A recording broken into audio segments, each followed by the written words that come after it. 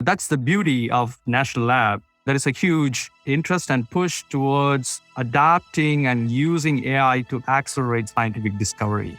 And in that context, the automated machine learning is something that is relevant for a wide range of applications. Welcome to the Conversations on Applied AI podcast, where Justin Grammans and the team at Emerging Technologies North talk with experts in the fields of artificial intelligence and deep learning. In each episode, we cut through the hype and dive into how these technologies are being applied to real-world problems today. We hope that you find this episode educational and applicable to your industry, and connect with us to learn more about our organization at appliedai.mn. Enjoy. Welcome, everyone, to the Conversations on Applied AI podcast. Today, we're talking with Prasanna Balaprakash.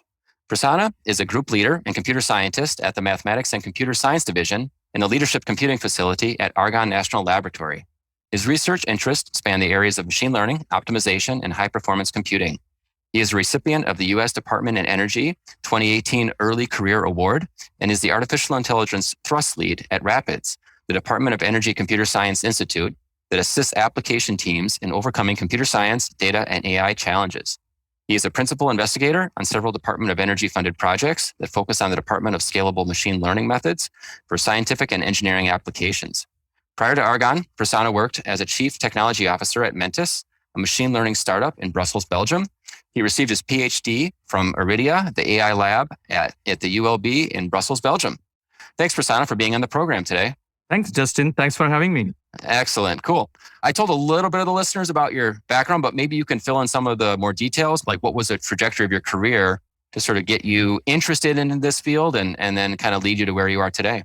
I did my undergrad in India, and then I moved to Germany for my master's, and then later to Belgium for my PhD. And during my PhD, I was involved in the design and development of sort of algorithms, automated algorithms for designing other algorithms. And that's where, my interest in design automation and automated algorithms started. A lot of credit goes to my supervisors back in Belgium, who sort of installed these type of research into my career trajectory. Yeah, sure. Well, algorithms designing other algorithms, that sounds pretty meta, I guess. How does that work, I guess? Are you have to train these algorithms based on, were you actually like having code generate other code in some ways?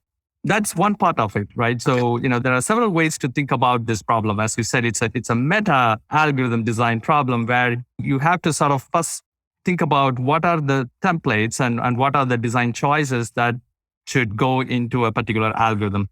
Often, algorithm designers, as a computer scientist or computer engineers, they come up with some sort of algorithm based on their prior experience.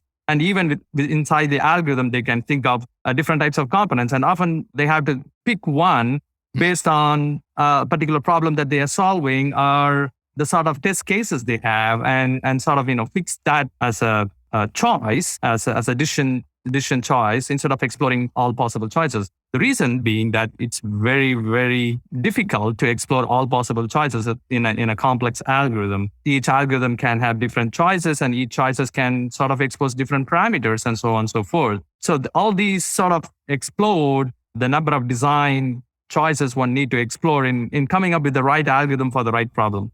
Even if they come up for one algorithm or for one setting, it is not generalizable to other settings, right? So that's where the whole problem of automated algorithm configuration comes in, where we say, okay, what is my setting? What are the sort of problem instances that I'm going to see? And based on that, how can I come up with a set of design choices for a particular algorithm that will work well for the particular class of instances and so on and so forth. So that's the sort of one way to look at this problem. And then you can even take one level up where you can put a sort of a reinforcement learning policy where you learn a policy that decide which choices that algorithm or what are the decision variables or the decision values that a particular algorithm needs to take based on the particular problem instance that it is seeing at that instant. So there are many flavors. As I said, it's a very complex problem, very challenging problem, and trying to automate these algorithms in a much more rigorous and systematic way is an open research, and there are a lot of interesting work happening in this domain, in particular, again, in the context of machine learning as well.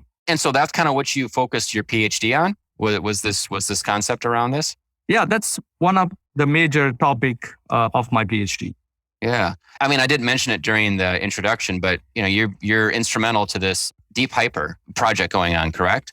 Correct. Could you tell us a little bit about that? I mean, this seems to sort of fall in line with what you did with your PhD. During my PhD, was looking at the design and development or automating the design and development of heuristic algorithms. These are a class of AI algorithms to solve combinatorial optimization problems, which are one of the hardest problems to solve.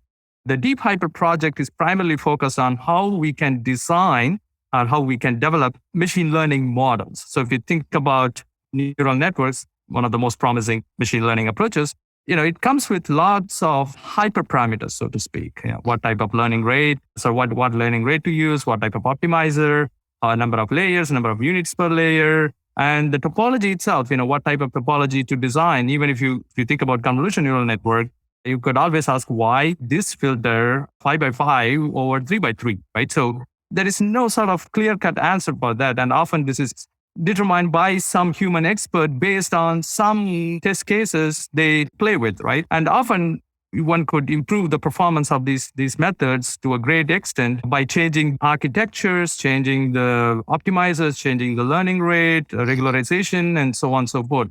So neural networks, they provide powerful function approximation for many problems, but at the same time, it comes with a lot of complexities. And many times one needs to sort of, map or take these deep neural networks and adapt it to a particular data set.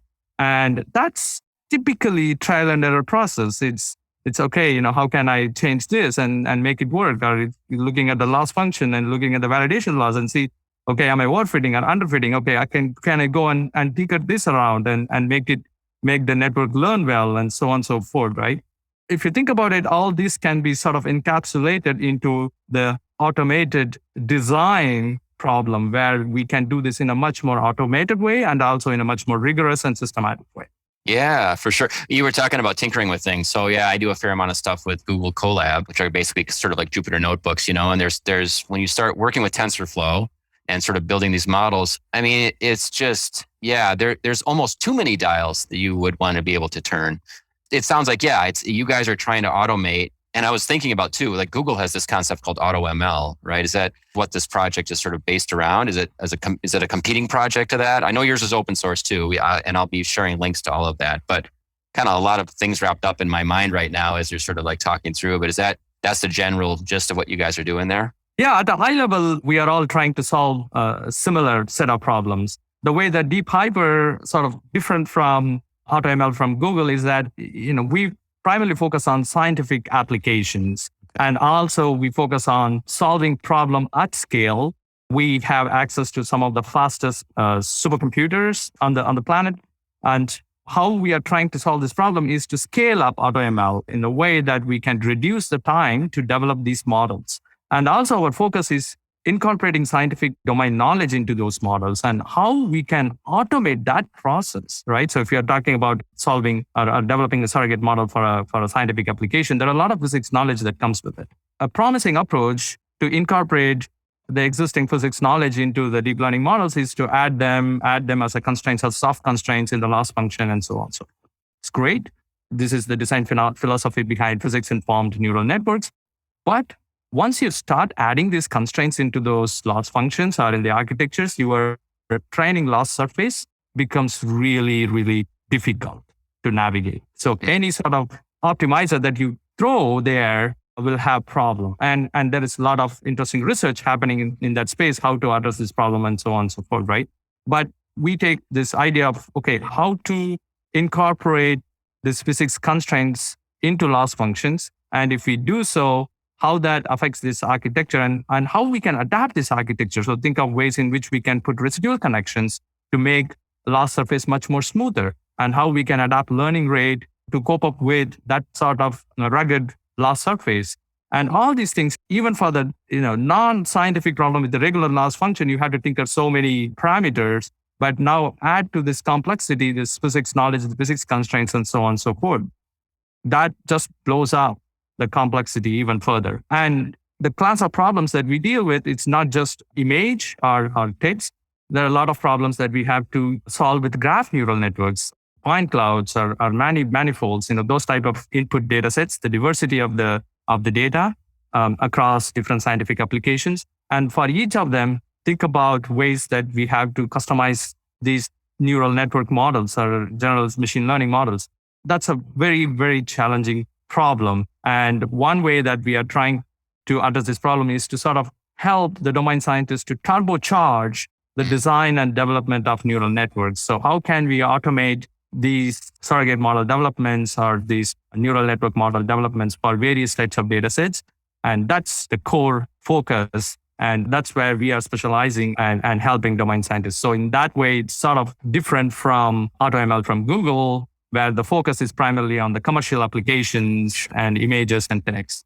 Yeah, no, I totally get that. So yeah, you guys are basically a Swiss knife, I guess, for people that are in the research domain space, right? It's completely different, or a Swiss Army knife, I guess is the word that I would use, where they can basically use your tool to then focus on specific issues that they're running into, that they're trying to build out in the field. And, you're at the Argonne National Laboratory, I guess, kind of under the Department of Energy. Is that where a lot of the work that your programs are working on? That is correct. Yeah, cool. And so can you give me some examples? I think when we originally sort of started talking, you were talking about some ideas of accelerating weather simulations were some things that we maybe talked about. Or I love the idea of, disruption detection of fusion energy reactors.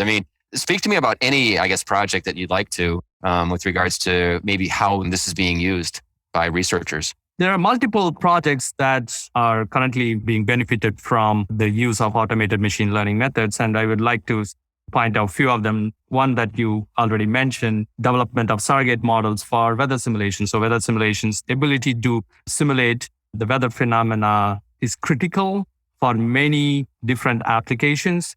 And the way that we are looking at this problem is, there are two different approaches to do surrogate modeling for weather simulations. One is the intrusive way, where we say, here is a simulator, and here are the most computationally expensive part of the simulator. And for your information, the simulations are very, very expensive. They take the entire supercomputer and run it for several days or even months at different resolutions and so on and so forth. So the intrusive way of attacking this problem is looking at what are the computationally expensive part of the simulation.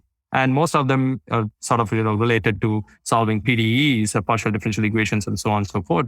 And say, can we learn a function approximation to those type of computationally expensive modules? And if we can do that either offline or online, then we can reduce the computationally expensive part of the simulation by a large factor. And here we are talking about 100x speed up for those parts. And if we can do that, then there are multiple things that we can do on the top, right? So the simulation time will be drastically reduced. And if we can reduce that simulation time for the weather, then we can run not 5 or 10 ensembles, which are the current state of the art, so to speak. We can do thousands of ensembles with different initial conditions and at various resolutions. Those kind of things allows us to ask very interesting what-if questions with respect to the climate change and so on and so forth.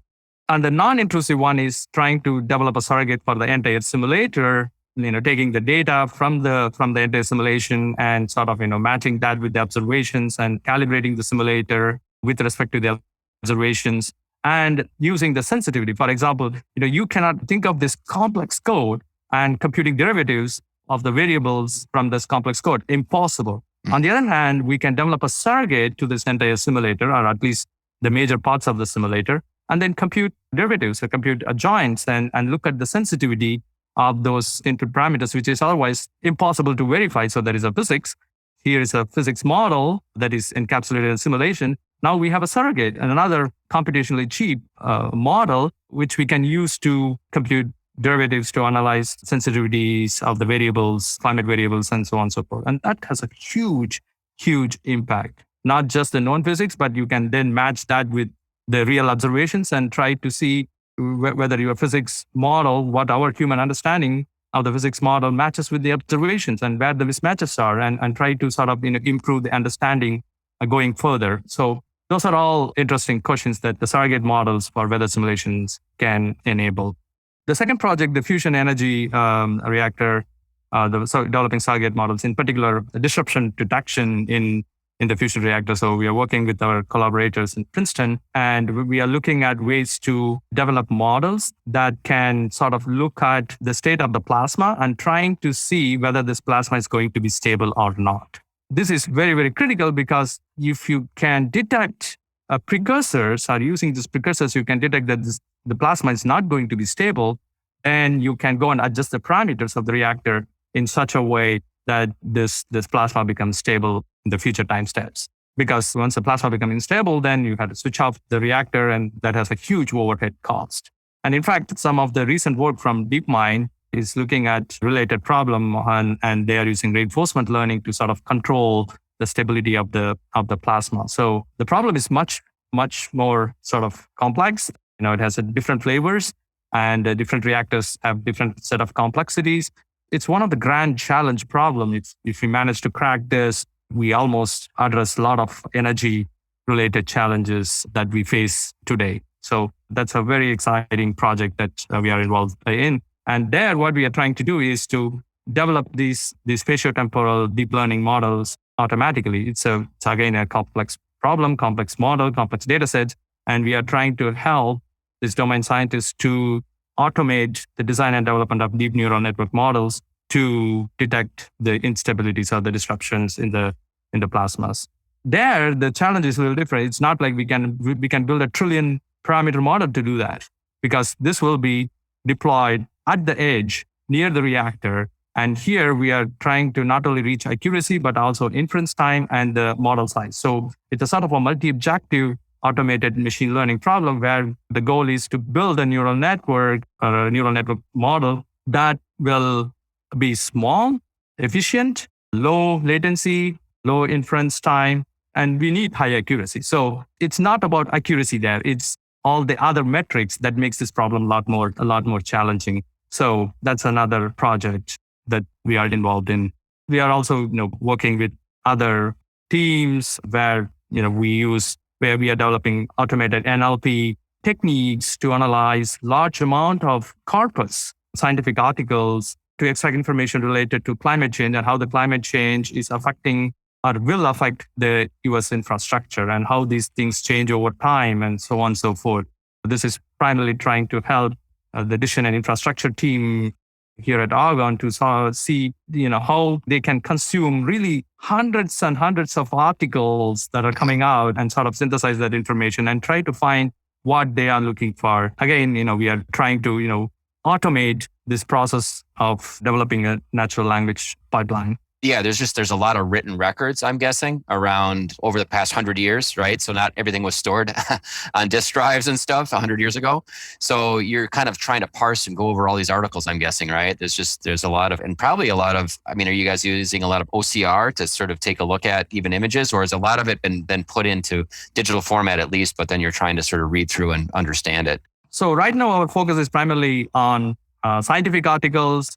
But as you said, there are many sort of written records. That's one of the sort of earlier challenge that we had to face and try to overcome. We haven't found really a clean-cut solution for that, and we are still working on it because if the records on the infrastructure, and if there is incident in that infrastructure, it's those are all sort of captured in a written form, and ability to extract them and put them in a meaningful way or in a computable form. It's an open challenge that we have to overcome for this type of analysis. Yeah, and I was just thinking as you were talking about all these projects. How do you take on so many at once? I guess you personally. Are you hopping around between these projects, or do you have a team then that you run that kind of does their own thing and they're probably on different timelines? Just curious to know how you, I guess, work with regards to so many different, interesting, cool things going on. I have a very good team and fantastic collaborators. So, it's not a one-man show, as you have alluded to. In particular, the DOE labs, it's a highly interdisciplinary work, and we work with the domain scientists, we work with other stakeholders, we work with the university. So it's a collaboration between wide range of people, and that makes these projects very, very interesting. And one day you work on the fusion reactor project, another day you will be working on a natural language processing pipeline, another day for compiler optimization using artificial intelligence for supercomputers. and another day reinforcement learning for nuclear reactor control. And that makes this job very, very interesting. The full credit goes to my collaborators and my team. Yeah. It's definitely not a one-man show. Sure. But you do get a chance to sort of touch all those things when you're working at the Argonne National Laboratory. It's not like stay in your lane and you just sort of focus on one thing for 5 years. Correct. That's the beauty of National Lab. There is a huge interest and push towards adapting and using AI to accelerate scientific discovery. And in that context, the automated machine learning is something that is relevant for a wide range of applications. So everyone needs to develop models. And that's where we come in, like, okay, so how we can sort of formalize this whole process. And once we formulate this, then we can think of solutions to address this problem. And that's where our supercomputers are coming in.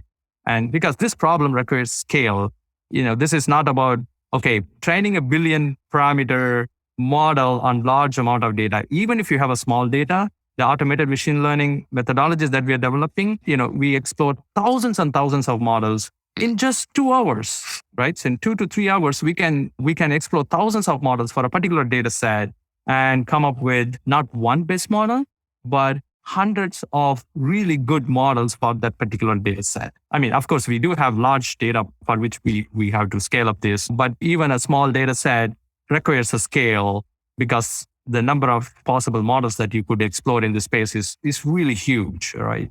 And another thing to note here, the reason why we are interested in developing a lot of models in a very short period of time is that unlike other settings in the industry, most of our problems are inverse problems in the sense that we have the output and we have to go and see what is the input. This is what we call sort of inverse problem, where you say the diffraction pattern from X-ray. So you take a material, you send the X-ray towards it, and you will have a diffraction pattern.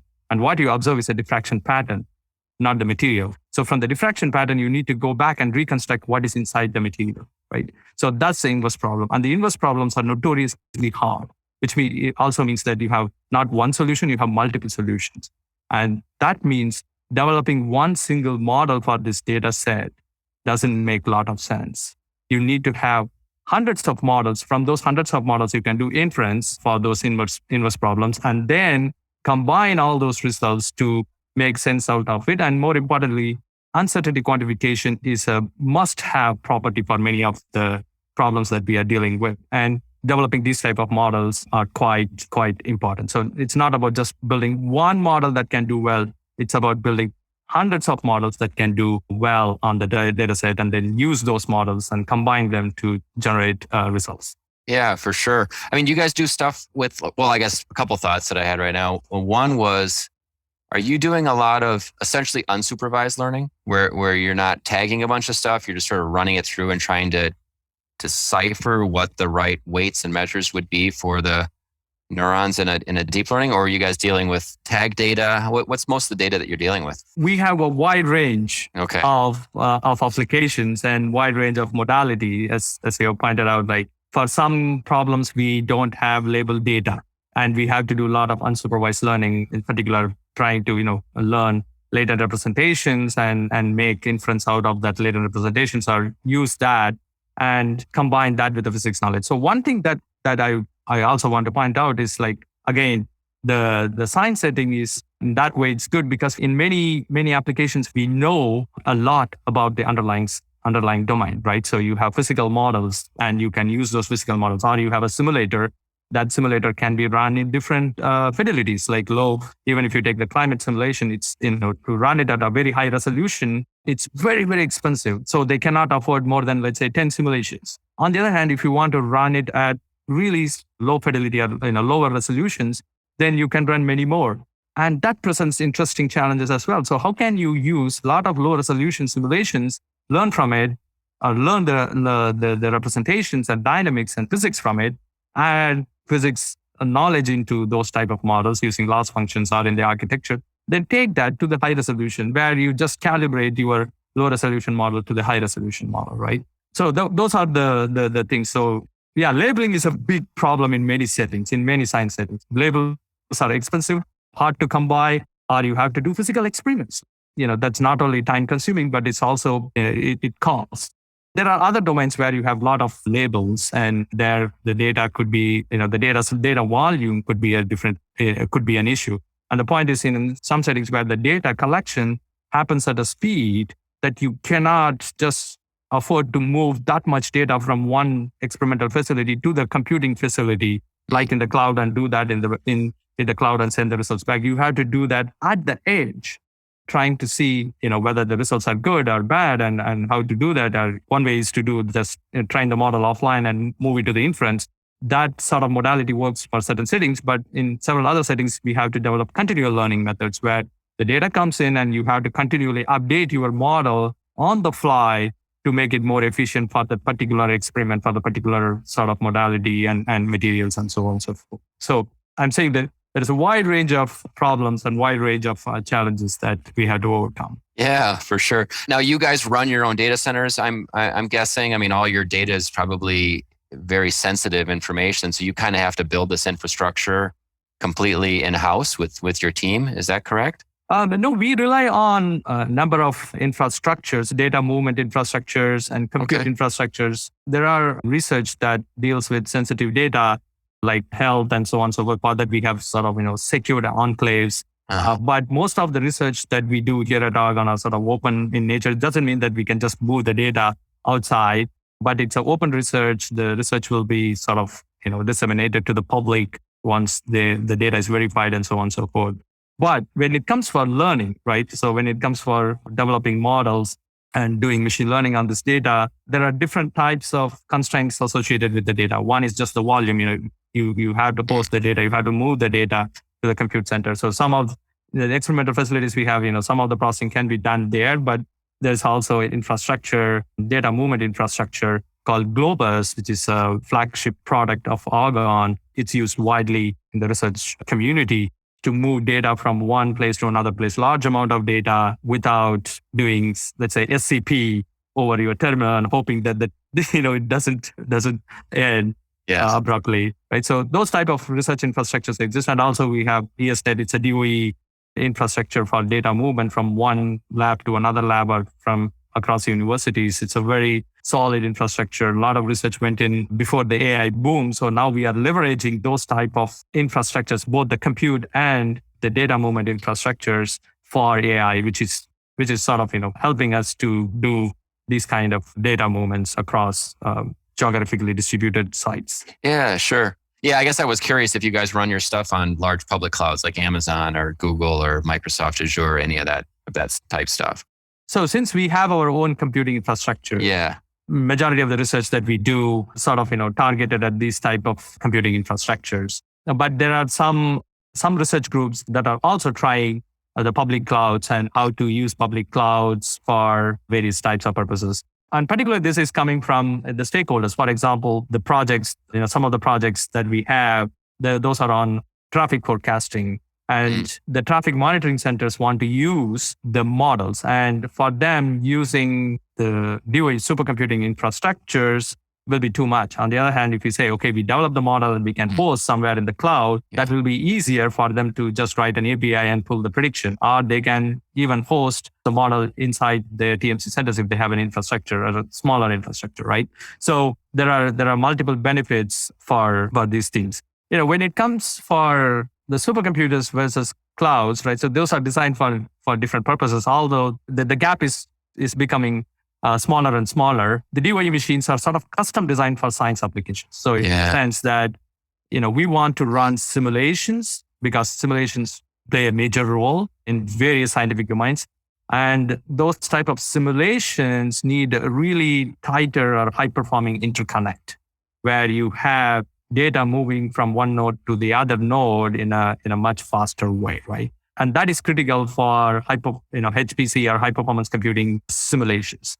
Although machine learning requires those kind of things for certain applications, in particular, if you are trying to do distributed data parallel training or model parallel training. So large models or a large amount of data, we need that sort of, a good interconnect that connects these nodes and can move data in a much faster way. And the software stack and the hardware is sort of architected in such a way that, it's a long process where the vendors and the DOE community worked together for several years to design these software stack and the hardware. So the hardware are sort of customized for the DOE applications, whereas the cloud is primarily for the public consumption, let's say, ML models, large language models or vision models. But let's say for us, it's, we look at graph neural networks, point clouds, manifolds, and if we need customization, how can we do that? And in some of our applications, we need the learning to happen very closely to the simulation and while the data is being generated from the simulation. So those kind of things we can do very well because we design that system taking into account all these applications within the DOE complex. So that's why doing certain things on these large DOE supercomputers is beneficial. That's a great distinction with regards to where a supercomputer lives and what it's the best thing it does versus if somebody were to go out to a public cloud and start up a Linux virtual server, for example, and run some stuff there. That's a completely different apples to oranges. And it reminded me, actually, the University of Minnesota has actually it's one of the first places, I think, to actually have a supercomputer. And I took a tour of their lab.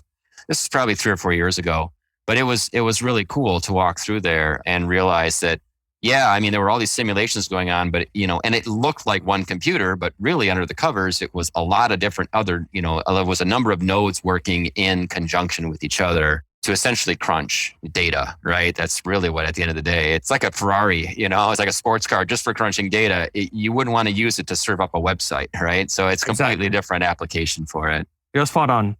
Again, it's primarily the applications that drive these designs, and the cloud is sort of designed for a larger user base, whereas the supercomputers are designed for a class of applications and taking those scientific application specific constraints into account. Cool. What's changed in the past, I would say, 5 to 10 years or so with regards to making things move a lot faster, right? I'm sure we wanted to take a look at models regarding, nuclear reactors, right? And build those models 30, 40, 50 years ago, right?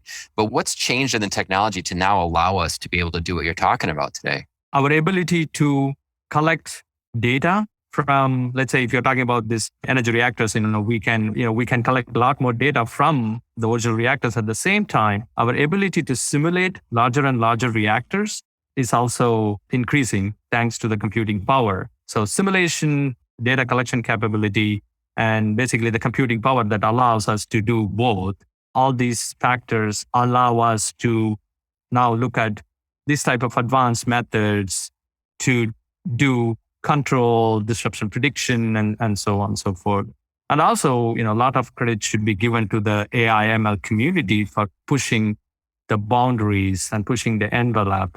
So we are just standing on the shoulders of the giants. We owe a lot to the applied math community, and Argonne has a fantastic applied mathematics community, which we benefit a lot from, and also within DOE complex and other applied math community, right? So it's advancement in mathematical optimization, advancement in computing, advancement in AI and machine learning. So all these giants helped us to push these fields forward, and we owe a lot to them. Yeah, I'm wondering if there was a switch that was flipped, that all of a sudden we have everything we need, but it feels like it was just more or less everyone sort of marching in line. Obviously GPUs, I think, probably changed the game a little bit. Like you said, maybe there's some new algorithms that were developed, I guess, with regards to deep learning. But yeah, I always sort of ask people that, like, kind of what are the advancements that sort of have led to where we got to today in our field? It sounds like a little bit of everything. Where do you see this thing going in the future, I guess? Where can we push the envelope further, you think, in the next 5 to 10 years? The future looks very, very exciting. In particular, ability to accelerate scientific discovery using advanced AI ML methods. So that's a frontier. And it's sort of like technology similar to computers, like how computers sort of transformed our lives, right? That's the sort of potential that AI ML can have in scientific applications. So it's not like you can specify like, okay, this one application, but it's the entire spectrum of applications. And that's why the research community is quite excited about bringing these type of methodologies into their pipeline. And previously it was theory, experiments, and observations. Now theory, experiments, observations, and it could be the fourth pillar is this AI, ML, right? So that's the sort of importance that it is getting. But as we move forward, AI/ML, it's not a fancy thing to apply in your method. It's much more like it will become more a foundational building block within science, and that can sort of accelerate the way that we do science, because scientific discovery is very time consuming, very expensive, and a lot of manual effort, trial and error efforts. So that's an area where AI/ML can really help scientists to advance the field in a way which is otherwise not possible. Yeah, for sure. Well, it sounds like some really cool things are happening at the Argonne National Laboratory. Are you guys hiring? I always like to ask people if they're working, whatever organization they're working for. Are you looking for top talent? And if you are, where should people go? Yes, we do. We are looking for people in the field of AI/ML in wide spectrum. So starting from postdocs all the way up to scientist level. So there are a wide range of open positions. We also engage with universities, try to bring undergrads, master level students, and we have a fantastic internship program for graduate level students. And particularly, we are looking for opportunities to engage with underrepresented communities and bring them into the lab and expose them to the scientific advancements, so that we have some sort of constant pipeline of talents coming in. Diversity is becoming very crucial for our advancements as well. So there are a lot of efforts on that front. So there's wide range of opportunities, and there is a career page at Argonne. People can go and check that out. And there is also internship programs. They have specific web pages. Math and Computer Science Division has a separate page for those type of internship opportunities. And I highly recommend the listeners, if you are interested in, please check out those web pages or reach out to me. I'm happy to make connections. Awesome. That's great. And yeah, we'll definitely put links to your career page here and the liner notes for the podcast when we publish it. I also did want to make a quick plug here too, because you will be speaking at our Applied AI meetup on June 2nd on democratizing deep learning with DeepHyper. So we'll get a chance to dig more into the DeepHyper project. You guys are publicly funded, or I guess funded through the government. Is that correct? Correct. We are mostly funded by Department of Energy, but there are also projects that are funded by Department of Homeland Security, NASA, and other agencies, including NSF, NIH, and so on and so forth. I'm just curious, are there requirements for you to make your source code open because of the way that you're funded at all? Or I love it that DeepHyper is actually open source, right? You've got a great page there with everything. People can download, inspect everything, run a Google Colab, do whatever else they want with it. But I mean, are most of your projects open source or not? I guess I just don't know the regulations behind that. I'm just kind of curious. Often it depends on the type of funding, but Argonne is primarily an open research lab. And most of the research that we do are open in the sense that we disseminate through publications and the softwares, technical reports, and so on and so forth after approval from Argonne. So the source code and open source culture is something very, very strong within Argonne, in particular the computing divisions. And whether we do something, we put it in a notebook associated with the paper, because reproducibility is very, very crucial, especially in the area of AI/ML. And so that helps other researchers to take the code, reproduce the results, and use it in their own setting. So, and also the computing divisions, they have several flagship open source projects, and that sort of inspire us to develop such a kind of software. For example, PETC is a linear algebra library coming from our division, and the NEC 5K, it's another type of software. So these are all softwares that existed before, and there are new softwares that are coming up. So, this chain effect, right? So people inspire us to do more open source softwares, and we think that open source softwares are great, not only just for the visibility, but also for the scientific progress. And that's how, we benefit a lot from industry like Google and Facebook, PyTorch and TensorFlow. Without those software stack, we wouldn't be here, right? Everyone will be writing their own C++ code to do backprop, and that's not scalable. So, we again owe a lot of things to the industry, and we learn the best practices from them and the software stack. We benefit from the software stack, and we also do this for the others so that they can benefit in a similar way. That's cool. I wasn't sure if you guys commercialize any of the stuff that you do, or are you more straight just research and publishing your findings? It depends on the type of research and the type of project and funding. And there are separate channels to take open source projects or take the projects that are done at Argonne and take a commercialization route after that. So it depends on people. And there is also licensing opportunities for companies to get the IP from Argonne and use that in their product and things like that. So there are a wide range of commercialization aspects. And in particular, DOE is interested in helping small and medium scale businesses to benefit from the research that we do. And there are separate channels within Argonne and within DOE to help those kind of things. But right now, we are primarily the computing applied math divisions. We primarily focused on open source research so that the community will benefit. And particularly, we are interested in sort of pushing the boundaries of scientific discovery using AI/ML. That's where we are. That's awesome. No, that's so cool. And I will say just to the people, the listeners, I love that I sent a message into the Argonne National Laboratory and actually got a response pretty quickly from you guys with regards to wanting to share what you're doing. And, I don't have a lot of experience, I guess, talking with anybody in national research organizations or whatever, but I really appreciate your time being on the program here, Prasanna, and sharing everything that you do. My undergrad is in applied math. And so I really love to see the applications, and kind of that's why I got the idea of applied AI as well, is just the applications of all this technology.